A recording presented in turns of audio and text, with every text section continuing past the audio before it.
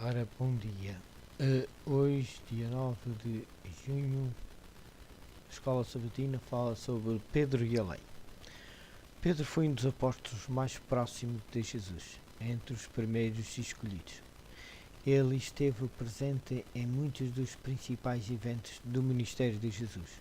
Em Cesareia de Filipe, ele fez a declaração de que Jesus era o Messias. Pedro seguiu o Salvador para a casa de Caifás na noite em que Jesus foi preso e julgado. Na manhã que Jesus ressuscitado apareceu aos discípulos junto ao mar, foi Pedro quem recebeu instruções específicas sobre o ministério em favor de Cristo. Quando o primeiro grupo de crentes se reuniu no dia de Pentecostes, Pedro foi o principal orador. Certamente, se a lei tivesse sido alterada, Pedro saberia. O que Atos Apóstolos diz assim: no dia seguinte, indo eles de caminho e estando já perto da cidade, subiu Pedro ao eirado por volta da hora sexta, a fim de orar. E estando com fome, quis comer, mas enquanto lhe preparavam comida, sobreveio-lhe o instante. Então viu o céu aberto e descendo um objeto como se fosse um grande lençol, o qual era baixado à terra pelas quatro pontas, contendo todas as sortes de quadrúpedes, répteis da terra e aves do céu. E ouviu-se uma voz que se dirigia a ele: levanta-te, Pedro, mata e come. Mas Pedro replicou: de modo nenhum, Senhor, porque jamais comi coisa alguma comum e imunda.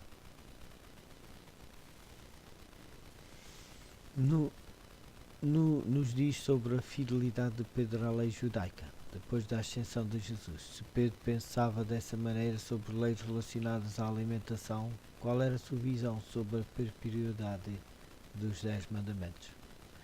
Pedro recebeu visão há alguns anos após a ascensão de Jesus. Como resultado da pregação dos discípulos, milhares de judeus já tinham aceitado Jesus como Messias. Não há nada no registro bíblico sugerindo que o conteúdo da mensagem cristã incluísse instruções que levassem à rejeição da lei de maneira poderosa. O incidente em Atos 10 demonstra que os primeiros cristãos se identificavam totalmente com suas raízes judaicas. Compare 1 Pedro capítulo 2, versículo 9 diz assim: vós, porém, sois raça eleita, sacerdócio real, nação santa, povo de propriedade exclusiva de Deus, a fim de proclamares as virtudes daquele que vos chamou das trevas para a sua maravilhosa luz. Qual é o contexto de Êxodo, capítulo 19, versículo 6? Diz assim: vós me sereis reinos de sacerdotes e nação santa. São estas as palavras que falarás aos filhos de Israel. Quando Pedro se referiu aos seus leitores como sacerdócio real, nação santa, eles devem ter se lembrado da ocasião em que a lei foi entregue no Sinai.